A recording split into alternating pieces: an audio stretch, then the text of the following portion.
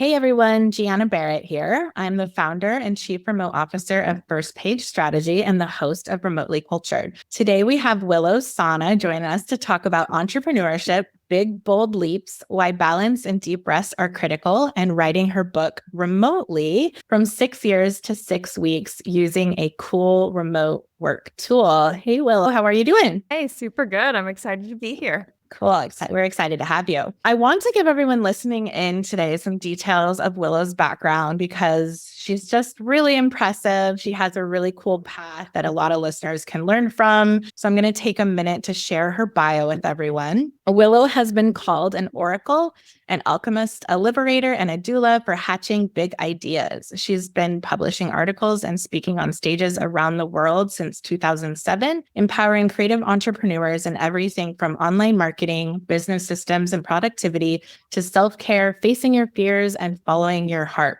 She started her first business at 18 and has over 25 years of marketing, sales, management, creative business collaboration, and production experience. And a super fun fact that I love about Willo, there's actually two. One, she's been online since 1996 and started her first website and blog before anyone called it blogging and was saving HTML files to her server, which is so fun.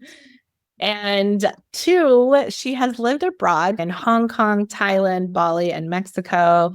She's fully location independent. As we all know, I'm a big fan of. She can live and work online from anywhere in the world. As a seasoned creative entrepreneur, Willo has continuously faced her fears, followed her heart, and founded over half a dozen businesses. Through speaking, coaching, and writing, she serves as a dynamic catalyst for high-profile leaders, rapidly evolving spiritual visionaries, including best-selling authors, TEDx speakers, psychologists, naturopaths, and more. She also has an upcoming book, Double Down on Your Genius, Own Your Gifts, Align Your Actions, and Flourish in Your Calling. So much going on. That's great. Yeah, we're excited. Cool. Yeah.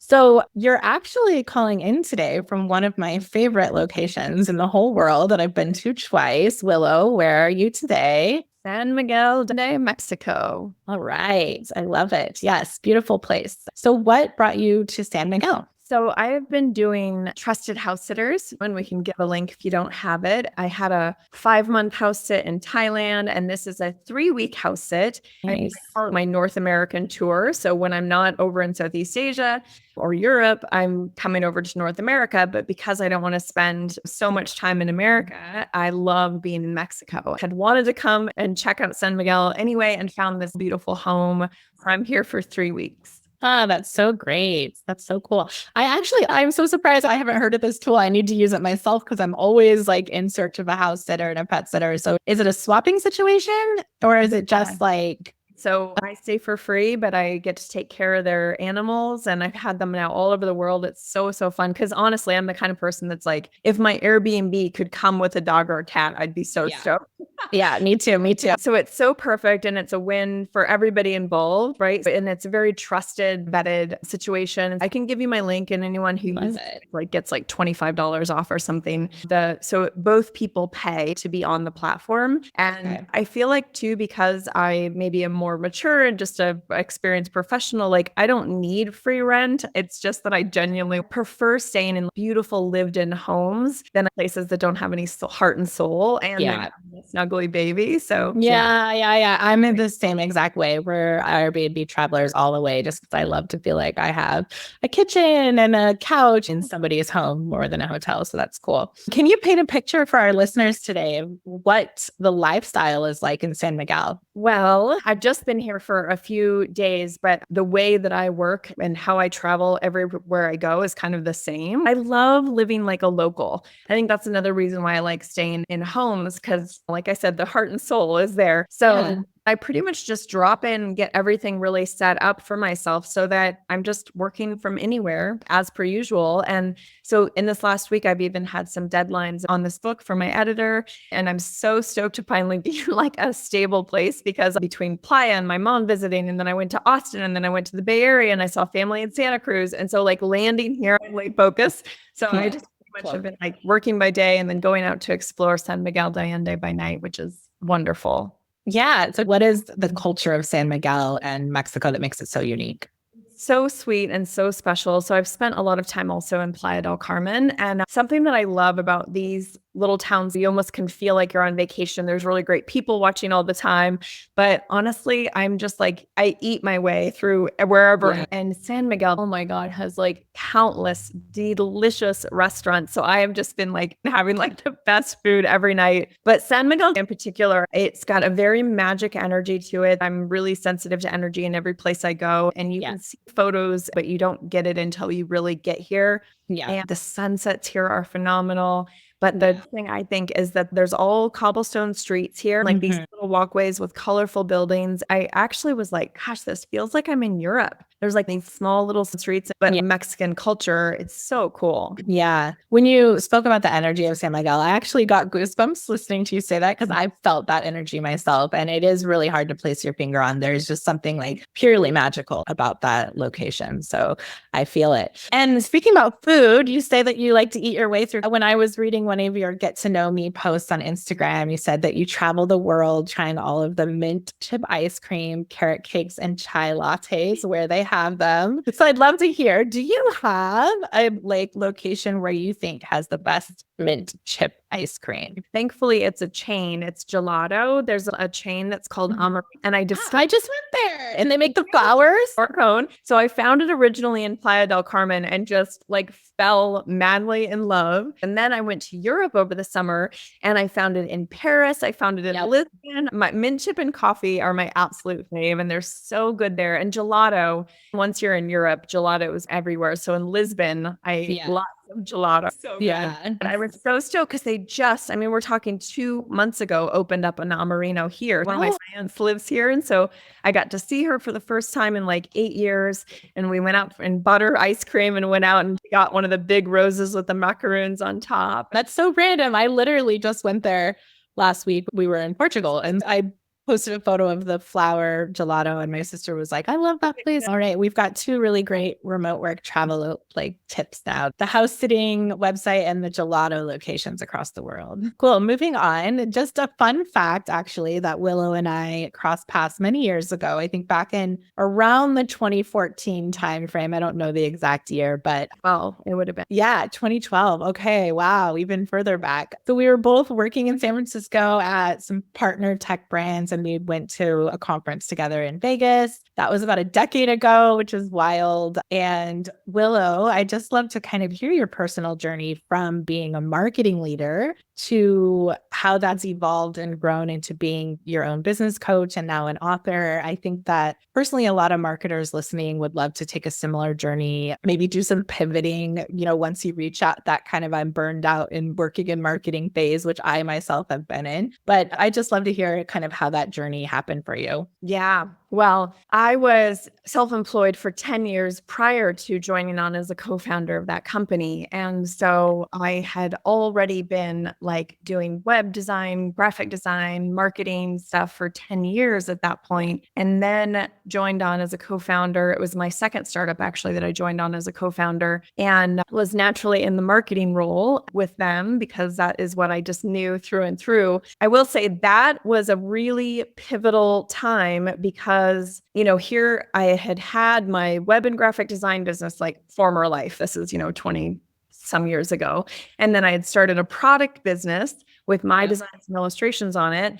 And then I joined on with one startup serving other creatives who are selling online. And then this second startup serving creatives selling online. So I'm really passionate about helping them with their systems. I still am today, right? But that startup and being with them really was like the big aha moment for me of like, I am not meant to have my face in spreadsheets all day in an office. And I love me a good spreadsheet, but this was like, I am here to do deeper, more heart-centered transformational work. And I had already been in business for so long and known the ups and downs. I'm really passionate about helping entrepreneurs that are on that like personal growth and spiritual growth path of entrepreneurship.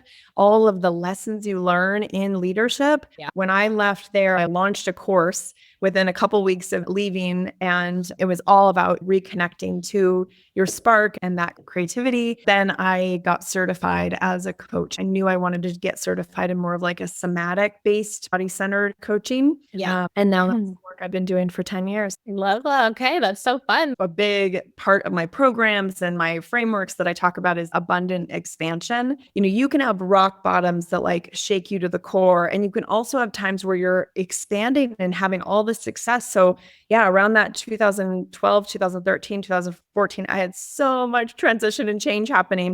And you can feel like you're like in a million little pieces, and it can, even if it's good, right? You're having to learn how to integrate that expansion into your body. So this is a huge part of my work now, is like knowing how to do that integration work so that you continue implementing, continue expanding, and creating the life and business that you want. Yeah, I love that. Let's talk a little bit more deeper about that, because I do have some questions set aside around that. I do love all of your messaging around the idea of this spiritual path of entrepreneurship and owning your power, tapping into abundance, and taking big, bold leaps. I love all of this, partially because I am very spiritual and I like to say woo-woo myself, and I'm an entrepreneur. 100%, this has changed my personal life in so many ways, where I am a better communicator and I've had to become a stronger person, how I deal with conflict because of my path as a leader. There's moments where I'm exhausted and moments where I'm elated. And it's this whole roller coaster that sometimes I feel like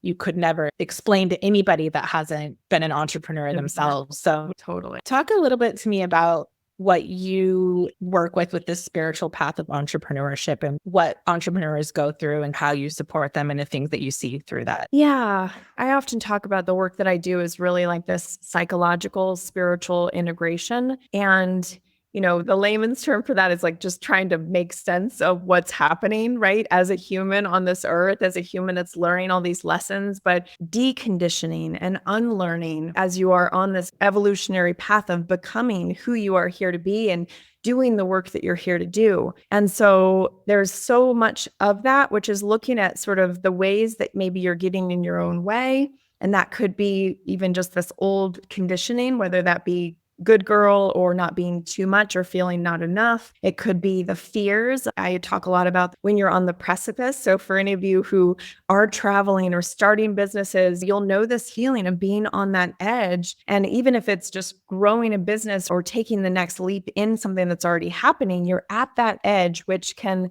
bring up all of your stuff, right? So a lot of the work I'm doing is this emotional support as you navigate that. And then the spiritual piece, I mean, another word I think for just spiritual is really just perspective, making sense of it so that you are not holding on to old stories, but that you can kind of see what is this like bigger picture of why all this is happening, why it's you, why now, what next. Yeah. And do you feel like this is different? Do you work with both males and females? Because I know when I'm listening to you, I'm thinking there's a lot of me personally baggage that came with me being an entrepreneur from being a female in business and switching from being a employee that experienced certain things to being an entrepreneur. You do have to shed a lot of that, things you were called or way people treated you or your insecurities or whatever. So do you work with both males and females, and what does that look like? Yeah, I have male clients, but largely work with women. And this is where we can step into the realm of, what's happening and shifting with our awareness of the patriarchy, which is a lot of the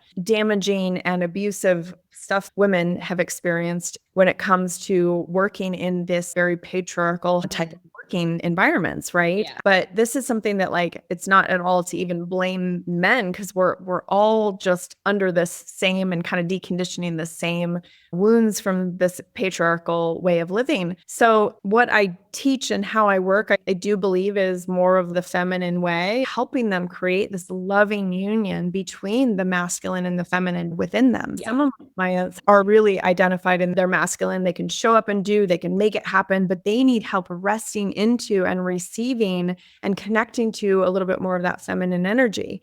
And on the other side, I've got some amazing, tuned in, wise women who have already gotten to the point of burnout that you and I have gotten to at some point, and they've gone way into their healing journey, and they're almost in resistance now of coming back into that relationship with the masculine because of the wounds and the scars that are there. Yeah. So there's a sweet balance, and it's not just man or woman. You can go yin yang, whatever that may be. But that loving union and really coming into what that means for you and where are you out of a balance or out of alignment, which we can get into a little bit more. Yeah. So the masculine and the feminine energy for me was huge in transforming who I was as an employee and then who I was as an entrepreneur. I think what was difficult for me is that I overcompensated when I was in my journey of leadership in the business world and working for companies. I overcompensated with masculine energy because you feel like in order to stand in a room full of men that you have to kind of walk the walk and talk the talk. But I really tamped down my feminine energy, which just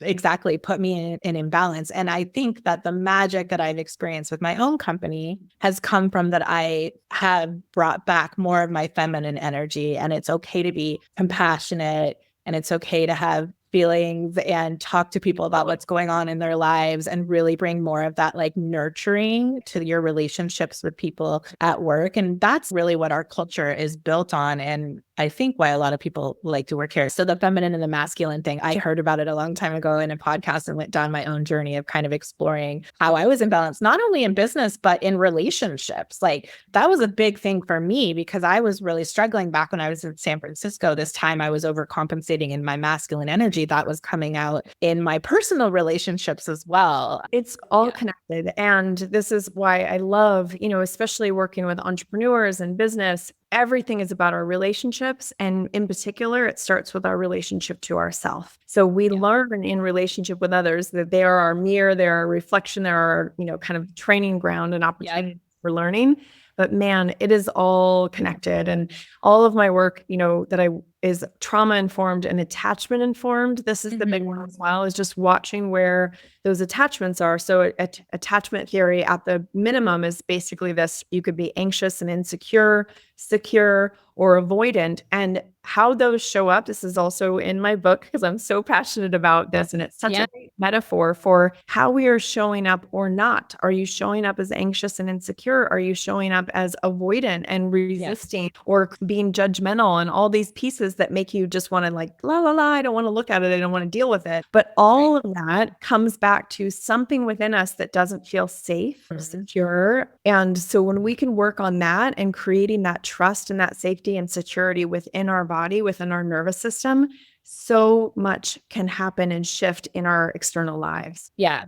That's great. I love that. So let's talk a little bit about your book. You have Doubled Down on Your Genius coming out soon, but it took 6 years to write and you started over and then completed it in 6 weeks, right? That's right. Cool. And so you mentioned that, it talks about attachment. It talks a little bit about masculine and feminine energy. Can you give an overview of some of what the book is, what is within the pages that can help entrepreneurs on their journey? Yeah, absolutely. So I go into a little bit of the attachment styles, mostly just as a presencing and an awareness, just as we've done here. But the main content of the book is really looking at where might you be out of alignment. And this is the thing that I just have known for so many years, especially in 10 years of working with other entrepreneurs, is that we don't really have a map. We're kind of coming across our own landmines, if you will, of our own personal stuff that gets triggered all the time.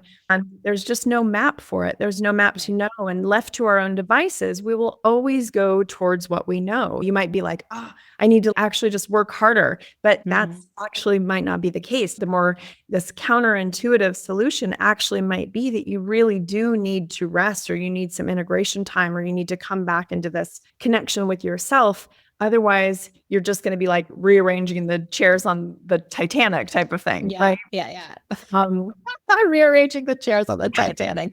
There's an entire framework in here. Really, it's about this map. So there's this, it's a way for you to have this self-discovery about where might you be out of alignment. But then I literally give you the framework and the map to help you really see and get that perspective of like, wow. And here's the thing. We are all out of alignment in small ways all the time. You might be like, for the most part, I'm actually doing pretty good here. I'm pretty solid. I can definitely see that this is a challenge, right? But once you recognize and can understand the way these flow together, that's my whole mission and whole goal is that I'm give people the tools of knowing how to navigate when you get hit with these big waves in your life, how to navigate that, how to come back into it so that you can reconnect with your vision, align your actions, and truly thrive doing what you love. Yeah, I love that. I can't wait to read it. I feel like I have done a lot of deep work. Like I went through some personal trauma like years ago. I've done a lot of the reading of some spiritual guides and the journaling and the meditation and some of the work in different areas. But I still feel out of alignment. Things come up, right? Like year to year or month to month, like things come up. And I feel like I have to go back and visit some of that stuff and figure out why do you feel this way? Why are you acting like this? And so it's likely a book that you can pick up over and over again, because I just feel like that kind of stuff is never truly solved in anybody's life. Exactly. I genuinely believe to the day we die, we get the opportunity. If you're on this path, if you're awake enough and wanting to do the work, there are many layers and new opportunities. And I do absolutely believe that you can really heal and get to a really solid place with some wounds, such that you are in a more secure place, or you're just so aware of them that you're like, I see what's going on here, right? You can really like work with it, and your recovery time is shorter as a result. Yeah. But I believe that it's almost like a spiral. We get new ways to work on them, new opportunities that's like that we could not have even gotten to until we got through the layers that preceded it. Yeah, I think that's probably where I'm at right now. Different layers. And part of your journey in writing this book is really, really, really cool, which if you go to Willow's Instagram, there's a story about this pinned at the top, but she actually used FocusMate as co-working accountability buddies while writing her book remotely. I have heard about FocusMate, but it is kind of a little bit of an unknown tool for some people. So I would love for you just to tell our listeners what FocusMate is and how you leveraged it. Yeah, I heard about it years ago, and I had never tried it until this last fall. So I'd written my book. You mentioned this. I started writing this book 6 years ago. It sort of got shelved in 2019 in like what I called a big messy pile. The person who I'd been working with ended up, changing careers and was no longer to help me with it. And I just got shelved. COVID happened, et cetera, et cetera. Last September, I landed in Thailand and was like, I think it's time. This book is still knocking on my door. It still wants to come through. And honestly, opening the doors was like a floodgate. Like it just whoosh. I sort of did it backwards. I've already run all these programs based on the content, developed all these frameworks, so I have all the courses and the material, and I like can live and breathe it. So it came through in 6 weeks, no problem.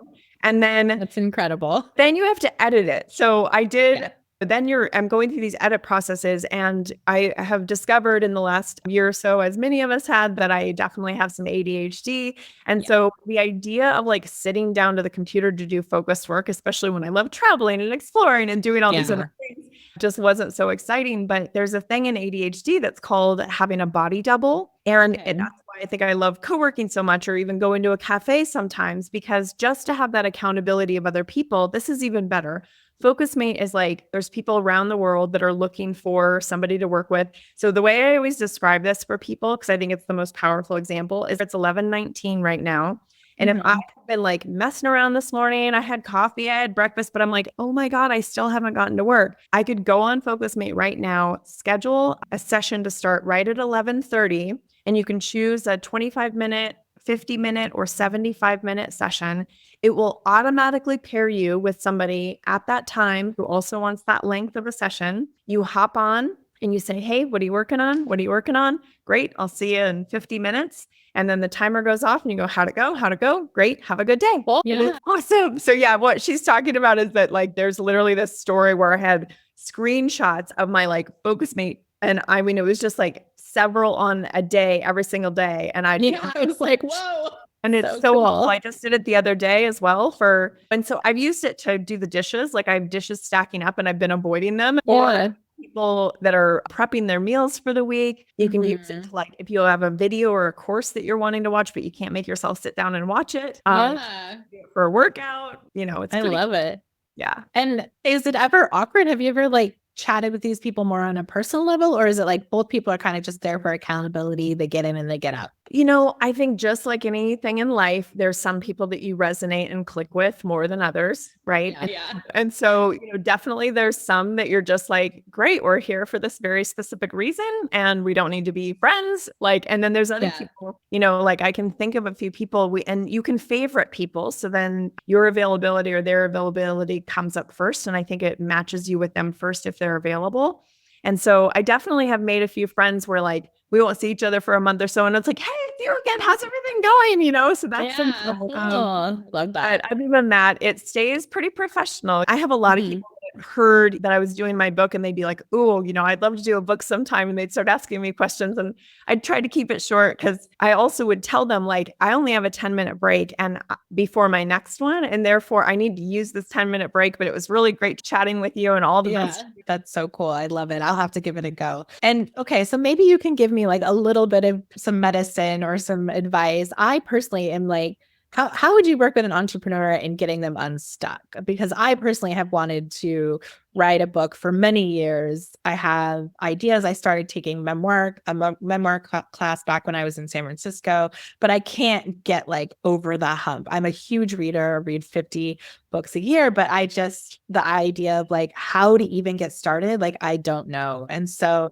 what is your best advice for entrepreneurs to get unstuck? I will always stand on the soapbox for calling in support because I just genuinely believe that, especially for entrepreneurs, most of us who are entrepreneurs, we've been hyper independent. Essentially, the way that I was raised as an only child, that there's a part of me that was really like hyper independent and like, I can do it on my own, right? And that has done me good in life in some ways and has also hurt me in life in other ways, right? So but I learned early on in my businesses that like you can't do it alone and you're better off. So my first suggestion would be to find support. And in writing this book, I definitely don't want to act like I did it all myself by any means. This last September, I did reach out to a friend who specifically, I remember him telling me that he spoke out his books. So he'd like go on a walk. And mind you, this guy's like a ghostwriter and he, has published and written and helped others publish like 40 some books.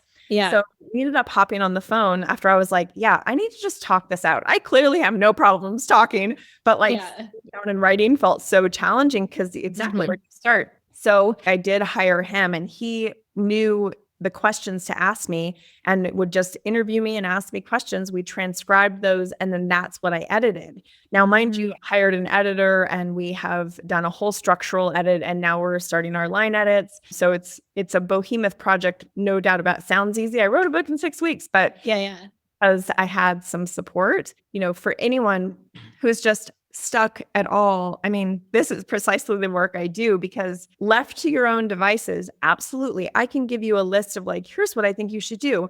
But I'll tell you what, from personal experience, I can tell you that when we would work together, when I work with somebody, there are things that you cannot see. Right. And there's things that I'm able to spot, right? These blind spots that you're holding something. I mean, I have these myself as well. Like I know that the way I am holding something or this perspective that I have, as justified as I may feel about it in the moment, it might be limiting me, right? And it's only through stepping in to the support of somebody that I trust who can help me. I help people untangle it. It's an entangled little knot. That's why you're stuck. So slowly what we do is we untangle it and light starts to get through. And that's those ahas where you're like, oh my gosh. And sometimes it's the smallest thing, but you're like, I knew that, but I've not seen it before like this. And it just can like lighten everything up and make everything possible again. Yeah.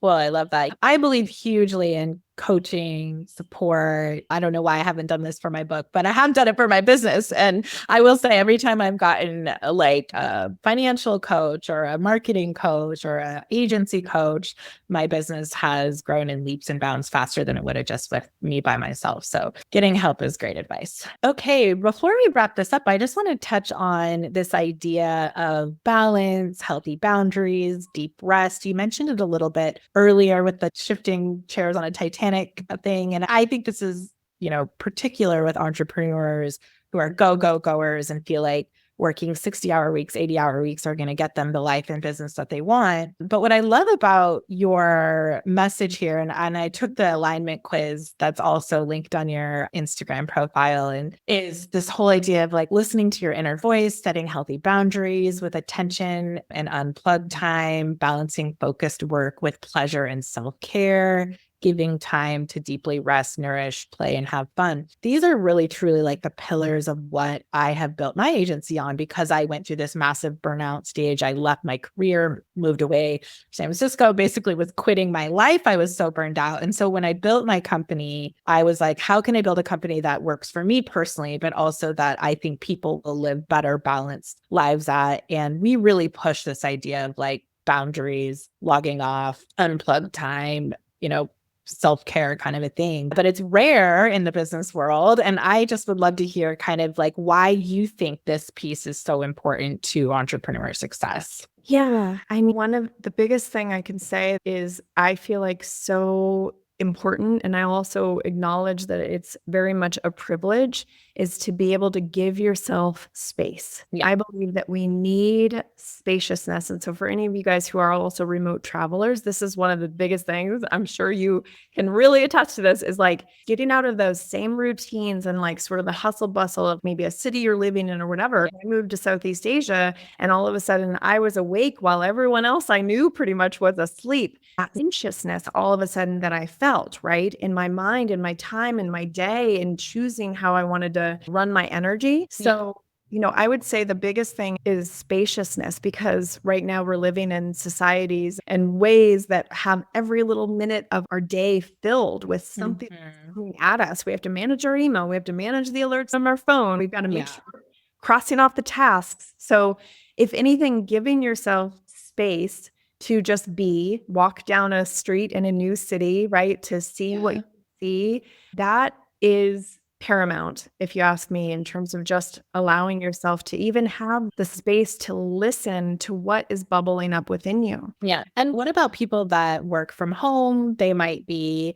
they don't have the means, or they might have a family. Like, how can someone find the space and that energy space, I think is what we're talking about here, in their day-to-day lives, like in their hometown while they're at home? Yeah, I love it. Well, I'm a big fan of acknowledging the fact that we have like this medicine within us at any time. I mean, y'all, we got it so easy now because we have access so much on YouTube and, on these apps that are free. But I think even before that, like what needs to start within you is this desire and this intention for that, right? And this curiosity and willingness. So that's where it has to start. And then what you can do completely free with, if you don't have the means or what have you, even if you start super, super simple of, I would say my two favorite things, like everyone talks about meditation. Great. If you can do it, do it. Headspace or Calm apps are fantastic for starting that and helping you through it. But I also really love even doing a walking meditation, or which is just where you don't even listen to anything. You just walk out and you just hear the sounds you can hear, feel your feet on how far away of noises can you hear? What's the close-up ones you can hear? Being super present with that. But then love journaling. I have to say, journaling and writing of any kind has probably been one of the most powerful ways for me to self-coach, because it is a very somatic practice and that it can come through you and you can see what's happening. The Artist's Way is a beautiful book and practice where it was just all about just for 15 minutes, set a timer and get that gunk off of the top that you're like, I don't know what to I'm feeling angry about this or whatever. But I'll tell you that over time, all of a sudden your muse and that inspiration will be like, oh my gosh, they're really listening, and they start sending messages through. And it's a really powerful way to get in touch with your intuition as well. And the other one I'll just add is our breath. We use such a powerful tool within our breath at all times. And so whether an actual breath work session, which I'm a big fan of, or at minimum to even just regulate your nervous system in throughout the day, practice even just humming and feeling that vibration is a beautiful way. Actually, like doing some massive, like, yelling and raving sounds to like stuff through your body. All of those are powerful somatic practices that you can do on your own for free. Yeah, I love that. So much good advice there. I think one that really stood out to me that you were just speaking about, I just recently kind of tapped in. I can't remember. I must have seen this in an article or something about the idea of not listening to anything when you walk, because I do a lot of dog walks a day. I'm a big walker. I want to get my 10,000 steps in, blah, blah, blah. But I was always like, okay, now I have this hour. I can listen to this book on Audible. I can listen to a podcast, which we do want to promote listening to podcasts, or I can listen, to music. But I read this article that was like, just let yourself be quiet and listen to the trees and pay attention to what's around you. And I did an hour dog walk this morning, and I did just that. I was like, I'm not going to bring headphones. I got a lot going on today. I got Zooms all day long. I don't need to also listen to something while I'm walking. And that's just like been so transformative for me, and a really simple thing that I hadn't thought about until I heard someone else say that, just taking time to be quiet is important. Yeah. And this is even the same for when you're working as well. What made me think of is that, like, even instead of another input, consuming something for more ideas in your brain, which is great. Like, I love me a good podcast. I love things as well, because they can be really inspiring. And I also love listening to, there's an app called Endel, Endel. And all it is you literally open it right away. It sort of knows the time of day, and it either puts on relaxing music or focus music. It's so great. And so whether I'm on a plane or walking through an airport or taking a walk, usually when I'm out, especially in Mexico, I usually want to hear my surroundings.